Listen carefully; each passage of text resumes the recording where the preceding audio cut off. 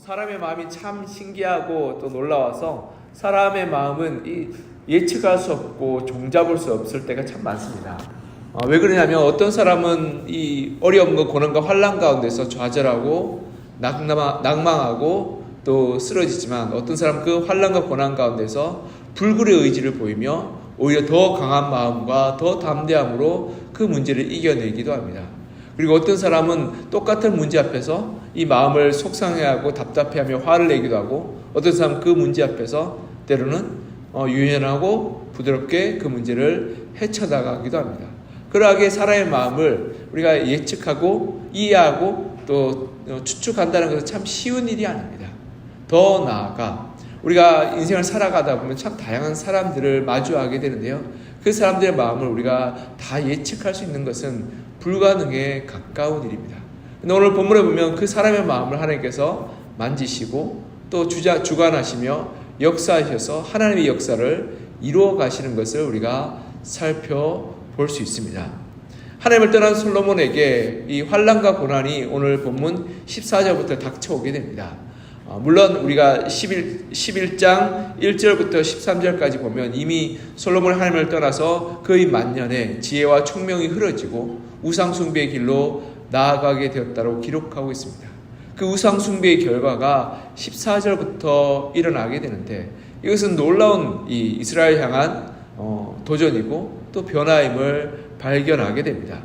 하나님은 원래 솔로몬과 약속하실 때 특별히 이 이스라엘 땅의 평안과 풍성함과 또 안락함을 약속하셨습니다.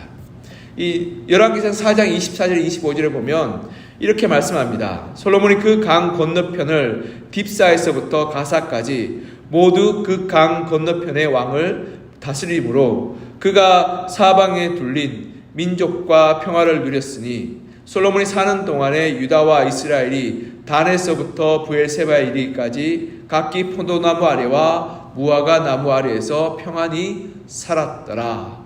아멘. 열왕기상 4장에 보면 솔로몬이 사는 날 동안에 주변의 여러 나라들과 평안히 거하였으며 분쟁과 다툼이 없었다라고 기록하고 있습니다. 이는 하나님의 약속이고 하나님이 베푸신 은총이었습니다. 또한 하나님께서 이렇게 이 열왕기상 5장에 보면 하나님께서 은총을 주셨다고 솔로몬이 직접 고백하고 하나님의 은혜와 도우심에 감사와 찬양을 돌리는 것을 볼 수 있습니다. 열왕기상 5장 4절에 보면 이렇게 말씀합니다. 이제 내 하나님 여호와께서 내게 사방에 태평을 주심에 원수도 없고 재앙도 없도다. 이 솔로몬이 돌아보니까 주변의 여러 나라들이 이스라엘 대적하거나 이스라엘 공격하거나 이스라엘과 다툼이 있는 것이 아니라 좋은 우호 관계에 있었고 그런 말미암아서 이스라엘이라는 나라는 번영을 구가할 수 있었던 것입니다. 여러분도 알다시피 전쟁과 다툼이 나면 거기에 어마어마한 재력과 인력과 또 여러 가지가 소요되게 됩니다. 그래서 원래 전쟁하게 되면 나라가 망한다는 말이 있는 게 왜냐하면 엄청난 그런 재정과 엄청난 그러한 이 인력들이 손실을 보기 때문에 그렇습니다. 그런데 우리가 올바로 알아야 할 것은 솔로몬이 태평을 누리고 전쟁도 없이 다른 나라들과 좋은 관계를 맺을 수 있었던 것은 솔로몬이 정치적으로 결혼 동맹을 많이 맺었기 때문도 아니고 또한 그가 은과 금이 많아서도 아닙니다. 솔로몬은 열왕기상을 보면 이 주변 여러 나라들과 좋은 관계를 맺기 위해서 주변 여러 나라들의 왕들의 그런 딸들인 공주들과 함께 정략 결혼을 맺게 됩니다. 그래서 친인척 관계로 정략 결혼을 맺고 그로 말미암아서 이 주변의 여러 나라들과 평화를 얻게 되었다라고 열왕기상 앞부분에 보면 그런 뉘앙스로 기록하고 있지만 오늘 본문에 보면 솔로몬의 그런 정치적인 노력과 그리고 애씀에도 불구하고 무색하게 결국 분쟁과 전쟁이 일어나고 있음을 발견할 수 있습니다. 그러하게 이 솔로몬의 나라가 평화와 태평을 누릴 수 있었던 것은 하나님의 도우심이었지 그가 정략 결혼을 통해서 주변의 여러 나라들의 환심을 쌓기 때문이 아님을 오늘 본문은 말씀하고 보여주고 있는 것입니다. 그리고 또한 은금이 많아서 이 재력으로 다른 나라들하고 환심 사고 그리고 또한 그 재력으로 다른 나라들을 어렵게 하였기에 평화가 이루어졌던 것이 아님을 오늘 본문을 통해서 말씀하고 있습니다. 그것은 하나님께서 주변의 여러 나라들을 두렵게 하셨기에 이스라엘이 하나님께서 다스린 나라임을 알았기에 주변의 여러 나라들이 함부로 할 수 없었음을 오늘 본문은 보여주고 있는 것입니다. 오늘 본문은 이스라엘 주변 여러 나라들이 해묵은 원한이 있으며 그것이 얼마나 전쟁의 불길로 번질 수 있는지를 나타내 보여주고 있습니다. 우리 14절 다시 한번 읽어볼까요? 14절 시작. 여호와께서 에돔 사람 하닷을 일으켜 솔로몬의 대적이 되게 하시니 그는 왕의 자손으로서 에돔에 거하였더라. 아멘. 하나님께서 에돔 사람 하닷을 일으켜 솔로몬의 대적이 되었다라고 기록하고 있습니다. 사무엘하 8장을 보면 에돔에 관한 이야기가 언급되고 있습니다. 그것은 다윗의 정복 전쟁이 사무엘하 8장 전체에 기록되고 있는데 그 중에 한 부분이 에돔의 정복 전쟁입니다. 다윗이 소금 골짜기에서 에돔 사람 18,000명을 쳐 죽이고 돌아와서 명성을 떨치니라. 다윗이 에돔에 수비대를 두되 온 에돔에 수비대를 두니 에돔 사람이 다 다윗의 종이 되니라. 다윗이 어디로 가든지 여호와께서 이기게 하셨더라. 아멘. 다윗이 이스라엘의 왕이 되었을 때 이스라엘은 보잘것없고 미약한 나라였습니다. 다윗의 전임 왕이었던 사울 왕 때는 끊임없는 외세의 침략과 노략질에 동분서주하였습니다. 그리고 사울 왕 이전에 사사기 시대 때는 주변의 여러 나라들이 걸핏하면 쳐들어와서 이스라엘을 노략질하고 사람들을 사로잡아갔으며 곡식과 물건들을 빼앗아갔습니다. 결국 외세의 침략 가운데서 늘 노출되었던 나라가 바로 이스라엘이었고 사울 왕 자신도 이 외세의 침략을 막아내다가 전쟁터에서 결국 죽임을 당하였습니다. 그러하였기에 다윗이 에돔을 정복하였다는 이 역사적 기록과 성경의 기록은 이스라엘이 정복자로서 권세자로서 다른 나라를 핍박하고 굴복시킨 것이 아니라 그 전에 이미 이스라엘을 다른 여러 나라들이 침략하고 노략질하고 공격하였기에 이 다윗 왕 때 그 모습이 역전이 돼서 에돔을 공격하고 에돔과의 전쟁 가운데서 에돔이 패배하게 되었던 것입니다. 그러기에 오늘 본문이 다윗이 에돔을 침략하고 무너뜨렸다고 단편적으로 보면 안 되고 이스라엘의 주변 여러 나라들의 노략질과 침략을 당한 이 이스라엘의 원한과 고통이 있었는데 다윗 때 오히려 반격하여서 그것을 물리치고 그들을 속국으로 삼았다라고 해석하면 올바른 해석인 것입니다. 왜냐하면 수백 년 동안 이스라엘은 침략과 노략질을 당하였는데 그 가운데 이제는 침략하는 이들을 막아 세웠고 그들을 더 이상 침략하지 못하도록 공격하였던 것을 우리가 살펴볼 수 있는 것입니다. 예를 들어서 임진왜란 때 여러분 이순신 장군이 명량해전, 노량해전 때 어마어마한 일본의 수군들을 물리쳤습니다. 그렇다고 해서 이순신 장군을 피도 눈물도 없는 사람이라고 말할 수 있겠습니까? 그런 훌륭한 장군이요, 훌륭한 그런 나라를 세운 인물임을 우리가 말하고 있고 또한 일본 사람도 이순신 장군은 훌륭한 사람이다라고 말할 정도로 그의 그런 전적과 그의 그런 지혜와 능력은 탁월했다라고 말할 수 있는 것입니다. 그러하기에 우리가 에돔과의 전쟁에서 다윗을 비난할 수 없다라는 것을 우리는 이 오늘 성경과 그 성경의 배경의 역사를 통해서 살펴볼 수 있습니다. 그 과정 속에서요, 이 에돔이 몰락하고 이스라엘의 속국이 되는 그 상황 가운데서 하닷이라는 왕족, 이 에돔에서 피신하여 애굽으로 도망쳤다는 이야기가 등장합니다. 그리고 애굽에서 그가 파라오의 환대를 받게 되죠. 그리고 왕궁의 손님으로 파라오로부터 집과 땅과 그리고 또한 예물을 얻게 되었다라고 기록하고 있습니다. 그리고 얼마나 큰 환대를 받았냐면 파라오의 아내 왕비의 여동생이죠. 왕비의 여동생, 즉 파라오의 처제와 결혼할 정도로 그가 파라오의 총애를 받았음을 우리는 볼 수 있습니다. 더 나아가 그는 바로의 궁전에서 함께 먹고 마셨으며 자신의 자식들이 바로의 자녀들과 함께 왕자처럼 길러지게 되었음을 보게 됩니다. 이렇게 부귀와 영화를 누리던 하닷은 다윗과 그의 신하들이 죽자 에돔으로 올라가겠다라고 결심하게 됩니다. 우리 21절 같이 한번 읽어볼까요? 21절 시작. 하닷이 애굽에 있어서 다윗이 그의 조상들과 함께 잔 것과 군대 지휘관 요압이 죽은 것을 듣고 바로에게 아뢰되 나를 보내어 내 고국으로 가게 하옵소서. 아멘. 이 구절을 우리는 가만히 묵상해 볼 필요가 있습니다. 왜 그러냐면 에돔에서 이스라엘에게 저항하는 세력들이 분쇄되었습니다. 성경에 보면 6개월 동안 이 에돔에서 요압이 머물면서 모든 저항 세력을 분쇄하였다라고 기록하고 있습니다. 여기 16절에 보면 에돔의 남자를 다 없애기까지 이스라엘 무리와 함께 6달 동안 그곳에 머물렀다라고 기록하고 있는데요. 이 말은 이 요압이 에돔에 있는 남자를 다 싸그리 잡아 죽인 것이 아니라 이 에돔에서 이스라엘을 대하여 끝까지 저항하는 무리를 끝까지 정리하는 데 걸린 시간이 6개월이었던 겁니다. 보통 전쟁이 패배하고 나서도 그 패배의 잔당들이 남아서 저항하고 반항하는 경우가 종종 있습니다. 그렇기 때문에 요압이 6개월 동안 전쟁을 끝내고 나서 남아서 전후 처리를 하면서 그 반항 세력을 끝까지 뿌리 뽑았던 것입니다. 그러하게 이 이스라엘에 반항하는 모든 이 에돔의 남자들, 이 저항 세력들은 다 뿌리가 뽑혔고 이스라엘의 전쟁을 벌일 남자가 많지 않았으며 황무지가 되었던 겁니다.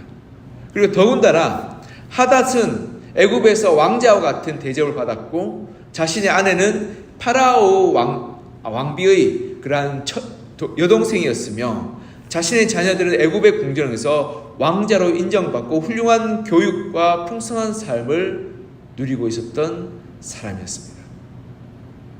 그런데 그가 애굽을 떠나 에돔으로 돌아갔다라고 말씀하고 기록하고 있습니다. 그 이유는 이스라엘에 대한 원한과 복수심 때문이었습니다. 그런데 한번 생각해 보십시오, 여러분. 한번 생각해 보시죠. 하닷이 그동안 파라오의 궁전에서 너무 행복하게, 건강하게, 풍성하게 잘 살았습니다. 심지어 결혼도 하고 자식도 낳아서 자식도 잘 자라났습니다. 근데 왜 그가 인생의 만년에 인생의 40대, 50대쯤 돼서 에돔으로 돌아갈 마음을 먹게 되었을까요? 그 근거가 바로 오늘 아까 좀 읽었던 21절에 있는 것입니다. 다윗이 살아있는 동에는 에돔으로 올라갈 생각을 하지 못했습니다. 왜냐하면 다윗과 그의 신하들이 너무나 두렵고 무서워서 도무지 이길 수 없다라고 생각했기 때문입니다. 그 마음은 하나님께서 이 에돔 사람 하닷에게 심어주신 마음이었던 겁니다. 그런데 다윗이 죽고 그의 신하들이 죽자 그는 이스라엘로부터 에돔을 다시금 가져와야겠다는 그 마음을 품게 됩니다. 그리고 복수할 수 있다는 마음을 품고 에돔으로 올라갔던 것입니다. 우리가 잘 알다시피 솔로몬의 시대는 다윗의 시대보다 오히려 군사력이 더 강한 시대였습니다. 다윗의 시대는 알다시피 무기도 잘 구비하지 못하였고 말이나 병거도 없었습니다. 이 사무엘 상을 보면 그때 당시에 이스라엘에 철을 다루는 대장장이가 없었습니다. 그러니 무기가 제대로 된 게 있을 수가 없었죠. 그러니까 제대로 된 칼이나 무기 같은 건 전쟁 가운데서 빼앗아 와서 이 칼을 싸우다가 빼앗아 와서 칼을 가지고 싸웠고 그러는 경우가 많았습니다. 그래서 다윗의 병사들은 대부분 돌팔매질을 하거나 그리고 낡은 나무나 그런 것들 막대기나 그런 걸로 싸웠음을 볼 수 있습니다. 그래서 사울 왕의 용사들 보면 주로 이런 말이 나오죠. 소모는 막대기로 얼마 죽였다. 이런 막대기로 나무로 이 사람들을 쳐 죽이고 이겼음을 나타내 보여주고 있습니다. 무기가 변변치 않았습니다. 즉 제대로 된 칼이나 창 같은 것이 많지 않았고 돌팔매나 막대기나 곤봉 같은 걸로 싸워서 이겼던 겁니다. 그리고 더 나아가 솔로몬 때 이 솔로몬 왕은 이 병거도 전차죠. 병거도 수입해오고 말도 수만 마리를 사와서 기마병까지 만들었습니다. 전쟁을 누비는 그런 어마어마한 기마병도 만들었던 겁니다. 더 나아가 전쟁할 때 군량과 음식이 필요한데 솔로몬 때는 재정 은가금이 넘쳐서 음식과 곡식이 부족함이 없었습니다. 그러니까 전쟁을 해도 1년, 2년, 10년까지도 할 수 있었던 그런 재력이 있었던 겁니다. 보통 전쟁이 다윗 때 한 달, 2달에 끝냈던 이유가 뭐냐면 이스라엘 백성들이 가난하고 궁핍하여서 농사 짓지 않으면 이 나라의 재정이 파탄나기 때문에 다윗도 오래 전쟁할 수 없었습니다. 그래서 보면 이 왕들이 전쟁할 때 다시 돌아와서 전쟁에 나가고 또 농번기가 오면 다시 돌아와서 농사 짓다가 또 전쟁하러 나가고 했던 것이 이 재정적으로 국고가 넉넉하지 못했기 때문입니다.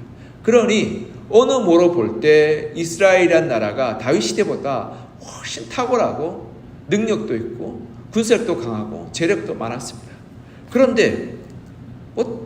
그런데도 에돔 사람 하닷은 솔로몬을 충분히 대항하여 싸울 수 이기겠다고 생각하여 에돔으로 올라갔던 것입니다.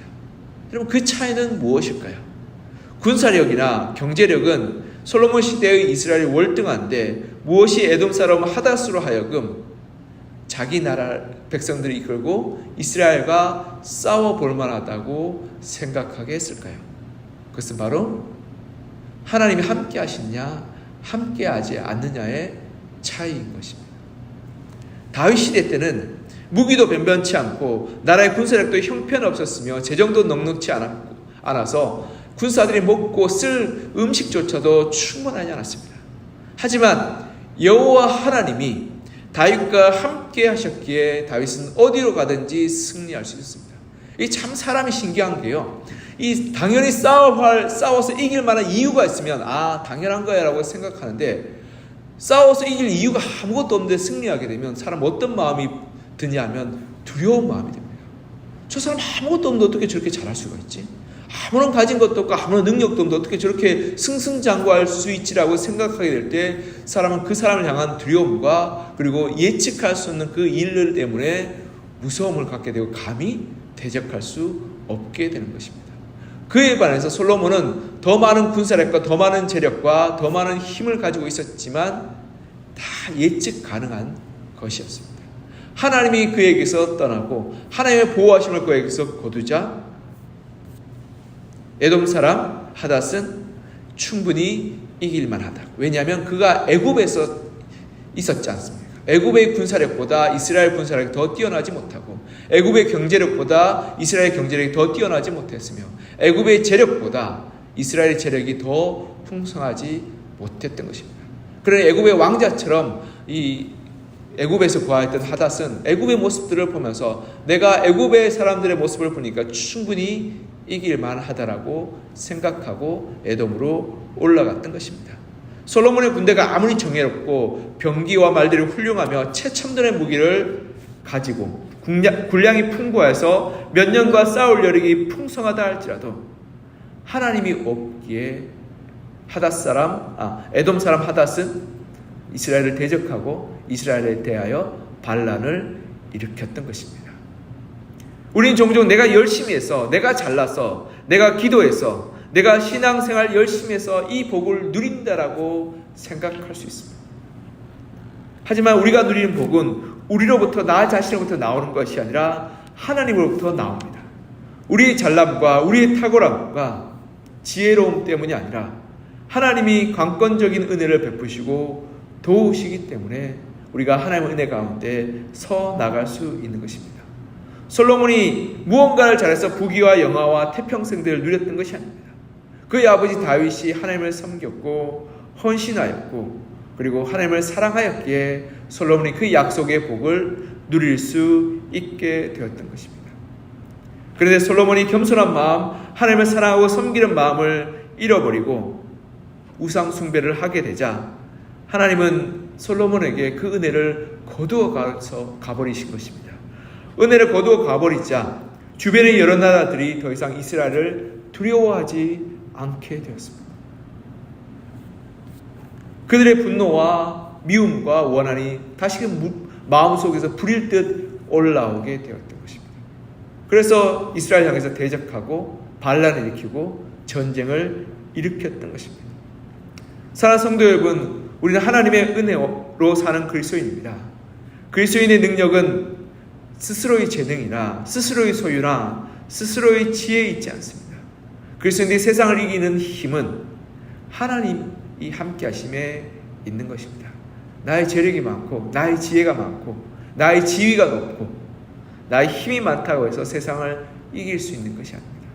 우리가 말씀 보면 장정이로 피곤하고 곤비하며 쓰러지되 여호와를 앙망하는 자는 독수리의 날개침같이 올라간다는 그 말씀처럼 우리가 아무리 탁월하고 뛰어나고 힘 있는 사람이랄지라도 결국 지치고 넘어지고 실족할 수밖에 없지만 하나님이 함께 하시는 이는, 하나님이 도우시는 이는 결코 넘어지거나 패하지 않는을 성경은 말씀하고 있는 것입니다. 그러하기에 우리가 우리 자신을 숭배하고 세상을 풍조를 따라가는 우상 숭배에서 돌이켜서 하나님을 올바르게 섬기는 신앙으로 서야 할 것입니다. 그리고 더 나아가 하나님 앞에서 내가 자랑하거나 하나님 앞에서 내가 교만하거나 하나님 앞에서 나 자신을 내세우는 것이 아니라 겸손하고 가난한 마음으로 하나님의 도우심을 구하며 하나님께 마땅한 감사와 영광을 돌리는 믿음으로 살기를 소망합니다. 그럴 때 하나님께서 우리 가운데 함께 하시고 은혜 베풀어 주시며 하나님께서 우리와 함께 평생 동행하여 주셔서 우리를 높이시고 우리를 영적인 전쟁에서 승리케 하여 주시며 우리의 원수 사탄이 우리를 바라보며 두려워하며 떨게 될 것입니다. 우리를 바라보며 두려워하며 떨게 되는 것은 우리가 탁월하거나 우리가 지혜로워서가 아니라 우리와 동행하시는 하나님의 위대하심과 전능하심과 능력으로 말미암아 원수 사탄이 우리를 함부로 하지 못하게 되는 것입니다. 사랑하는 성도 여러분, 우리가 세상을 살아갈 때 환난과 어려움과 고난과 문제를 많이 당합니다. 그럴 때 우리에게 필요한 것은 우리의 능력과 지혜와 소유의 많고 적음에 달려있지 않고 오직 하나님이 함께 하시느냐 함께 하지 않느냐에 달려있는 것입니다. 하나님이 우리와 함께 하실 때 그 어떤 문제와 환난과 어려움과 고난이 닥쳐온다 할지라도 그 가운데 나의 능력과 힘과 지혜와 그리고 내가 가진 것이 부족하다 할지라도 그것을 넉넉히 이길 수 있는 능력이 우리 가운데 생기게 될 것입니다.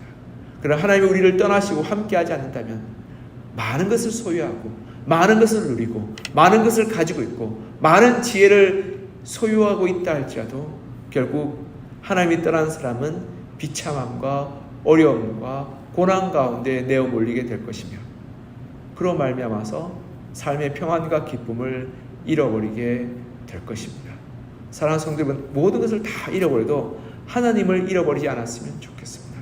그리고 내가 나의 나됨을 자랑치 말고 겸손히 하나님의 은혜를 구하며 하나님과 동행하는 여러분과 저가 되었으면 좋겠습니다. 그리고 하나님께서 우리 가운데 놀라운 역사를 이루시며 세상의 사람들이 그리스도인들을 두려워하고 그리스도인을 통해서 하나님을 만나게 될 것입니다. 오늘 하루의 삶 가운데 하나님과 동행하여 하나님의 역사 가운데 보호하심과 은혜와 돌보심을 누리시고 그 가운데 영적인 전쟁에서 승리하시는 여러분과 저가 되기를 시간 간절히 소망하며 축복합니다. 기도하겠습니다. 사랑과 은혜가 풍성하신 하나님 아버지, 역사의 주관자여 우리의 마음을 다스리시는 하나님께 이 시간 우리의 마음과 뜻을 모아 하나님께 기도합니다. 하나님, 우리 가운데 역사하시고 함께하여 주셔서 동행하여 주시고 은혜 베풀어 주시옵소서. 하나님, 다윗의 시대에는 무기도 없고 재정도 없고 또한 탁월한 그러한 어떠한 지혜도 없었지만 이스라엘 주변 여러 나라들이 다윗과 함께하는 하나님을 바라보며 두려워하였고 감히 이스라엘을 대적할 수 없었음을 보게 됩니다. 그러나 솔로몬 시대 때는 무기도 풍성하였고 또 재정도 많았고 기마병도 수만이 되었던 그러한 상황이었음에도 불구하고 이스라엘 주변의 여러 나라들이 이스라엘 대항하여 반항하고 또 반란을 일으키며 전쟁을 일으켰던 것을 보게 됩니다.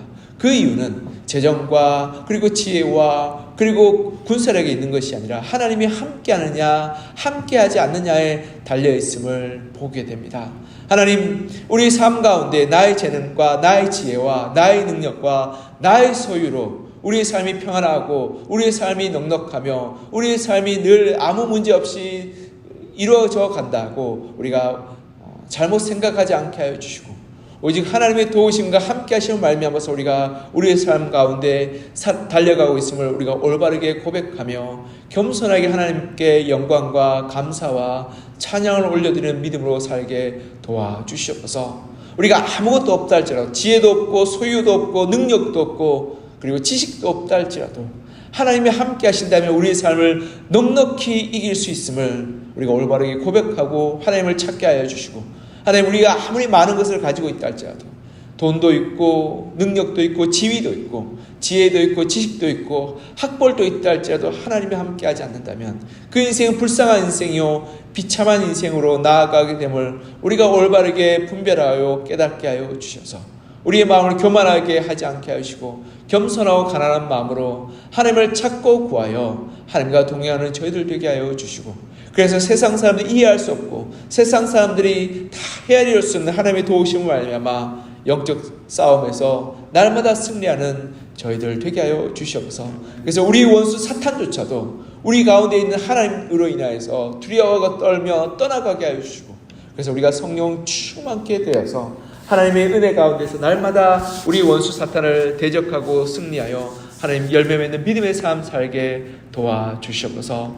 사랑하는 하나님 아버지, 오늘 하루의 삶 가운데서 우리의 삶 가운데 동행하여 주셔서 은혜 베풀어 주시고 복 내려 주셔서 우리가 만나는 모든 사람들, 우리의 이웃들과 직장의 동료들과 그리고 많은 여러 사람들 가운데 우리가 하나님의 능력 가운데 살아가고 있음을 그들도 깨달아 하나님께 영광 돌리게 하여 주시고, 하나님 우리가 하나님의 은혜 가운데 복을 누린 삶 살게 도와주시옵소서. 또한 이 새벽에 주님 앞에 나와 부르짖고 기도하는 우리 성도님들의 기도 가운데 응답하시며 역사하여 주셔서 위로받고 힘을 얻고 돌아가는 귀하고 복된 시간 되게 하여 주시고, 간절히 부르짖을 때 성령께서 우리의 마음을 감동시켜 주시고 담대케 하여 주셔서 오늘 하루의 삶 가운데서도 담대함으로 승리하는 믿음의 열매 맺는 복된 하루 되게 하여 주시옵소서. 주의 은혜와 도우심을 간절히 사모하며 살아계신 예수 그리스도 이름으로 기도드립니다.